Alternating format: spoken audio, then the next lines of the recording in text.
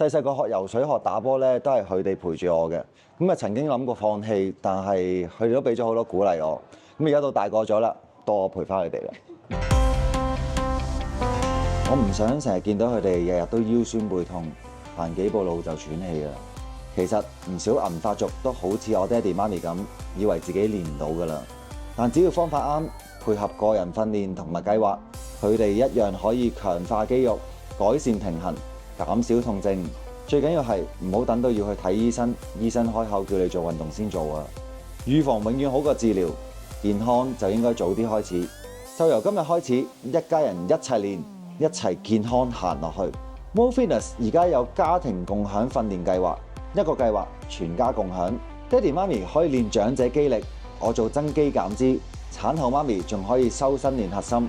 每位都有屬於自己嘅課程。你都想爹哋媽咪健康啲，陪你行更長嘅路㗎嘛？由你開始改變全家嘅健康命運。